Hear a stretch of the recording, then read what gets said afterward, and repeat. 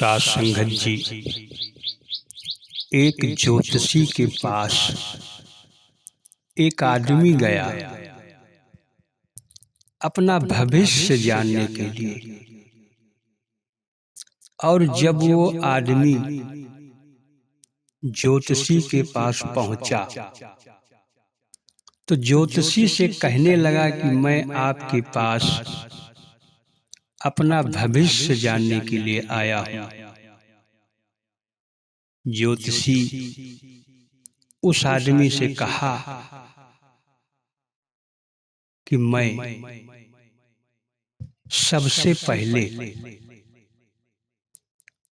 आपका वर्तमान जानना चाहता हूं, क्योंकि वर्तमान तो आपको आपका पता ही है। आप अपना वर्तमान जानते हो और मैं आपका भविष्य जानता हूं।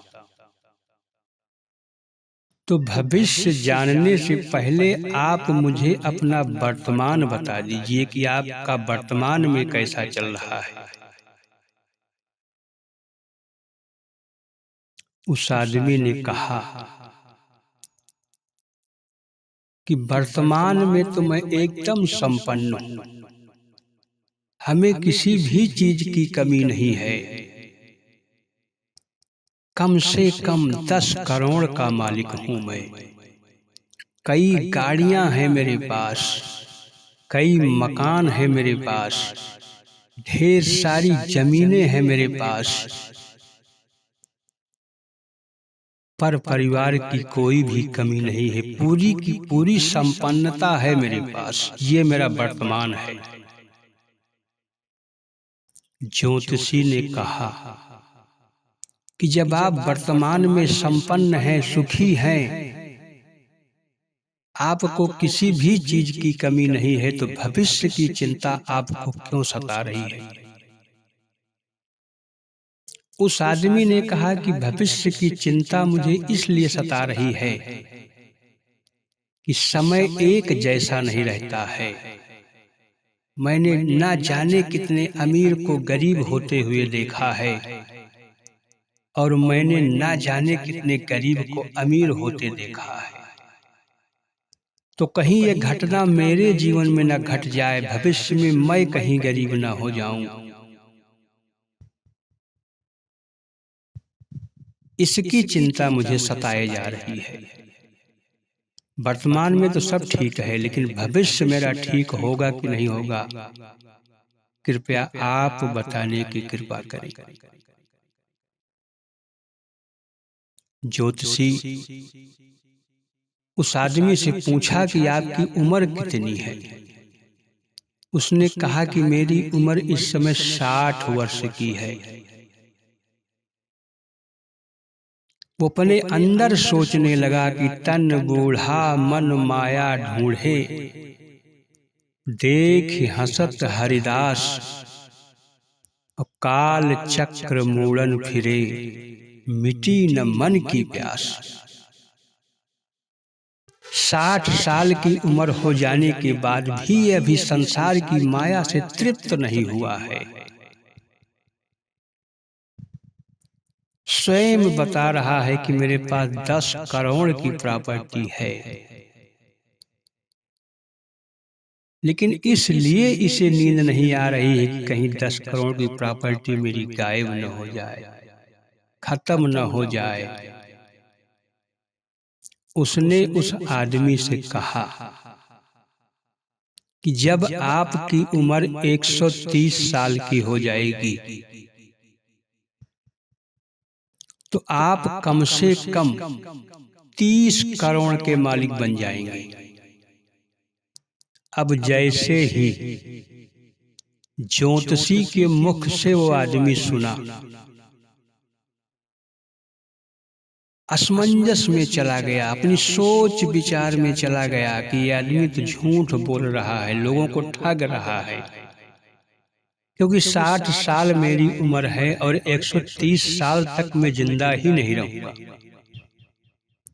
और जब मैं रहूंगा ही नहीं तो मेरे पास 30 करोड़ की प्रॉपर्टी कहां से आएगी। और वो ज्योतिषी से कहने लगा कि तुम झूठ बोल रहे हो। 130 साल तो मुझे रहना ही नहीं है, 60 साल मेरी उम्र हो चुकी है और पल का पता नहीं है। कल का छोड़िए जनाब, पल का पता नहीं है। ज्योतिषी ने कहा कि जब आप जानते हो कि पल का पता नहीं है तो फिर भविष्य की चिंता क्यों कर रहे हो? झूठ तो तुम भी बोल रहे हो, तुम कहां सच बोल रहे हो? स्वयं को बता तो रहे हो कि मैं 10 करोड़ की प्रॉपर्टी का मालिक हूं। स्वयं के घट में विचार करो कि वास्तव में तुम सच बोल रहे हो कि झूठ बोल रहे हो। संत महापुरुष कहते हैं कि जिसकी वस्तु उसी की समझो, विषय नहीं तकरार का है, और कहे अवतार ये पहला प्रण है, तन मन धन निरंकार का है। जिस प्रॉपर्टी की तुम बात कर रहे हो क्या वास्तव में तुम्हारी है? तो झूठ तो तुम भी बोल रहे हो कि मैं 10 करोड़ का मालिक हूँ, ढेर सारी गाड़ियां हैं मेरे पास, ढेर सारे मकान हैं मेरे पास, ढेर सारी जमीन है मेरे पास,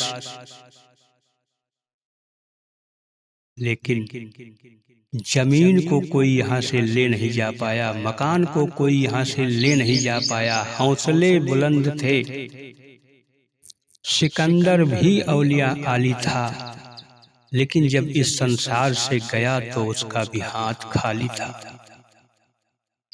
तो फिर 10 करोड़ का मालिक बन करके क्यों अहंकार कर रहे हो? जो आपका है नहीं उसे अपना मानकर क्यों अहंकारी बन रहे हो?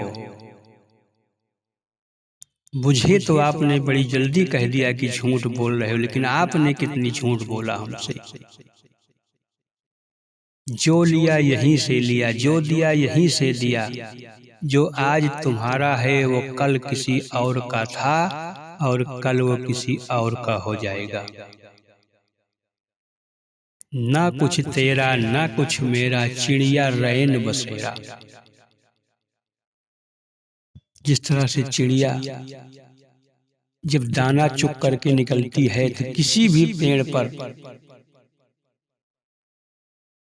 रात बिताने के लिए रुक जाती है, लेकिन सुबह होते ही फिर वो चली जाती है। उसी तरह से इस मनुष्य की शरीर है। तो रुका तो इस मकान में, रुका तो तू इस गांव में, लेकिन इस गांव को अपना मान बैठा, इस मकान को अपना मान बैठा, इस परिवार को अपना मान बैठा, जो वास्तव में सत्य नहीं है। तो मैं कहाँ झूठ तुमसे बोला? तुमने तो स्वयं हमको बता दिया कि 130 साल रहना ही नहीं है। जब रहना ही नहीं है तो मेरा कौन? मेरा मुझ में कुछ नहीं, सब कुछ तो है तेरा, और तेरा तुझको सौंपने में क्या लागत है मेरा। वास्तव में सासंगत जी, जिसे इस तरह का ज्ञान हो जाता है वही मुक्त होने का अधिकारी होता है। क्योंकि मुक्ति में अनेक बाधाएं हैं। मुक्ति में 5 बाधा है: वसु, वस्तु, विषय, वर्ण, व्यक्ति। ये सब मुक्ति में बाधा हैं, और जब ये बाधाएं हट जाती हैं तो वास्तव में हम मुक्त होने के अधिकारी हो जाते हैं। तो आओ सासंग जी, हमें हर समय सत्य का चिंतन करने की जरूरत है, असत्य का नहीं।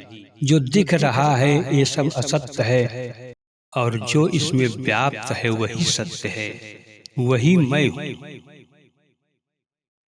और जिस दिन वास्तव में स्वयं का ज्ञान हो जाता है, फिर और कुछ ज्ञान प्राप्त करने की जरूरत नहीं होती है। तो दास अधिक शब्दों का सहारा नहीं लेगा, इन्हीं शब्दों से अपनी वाणी को विराम देता है।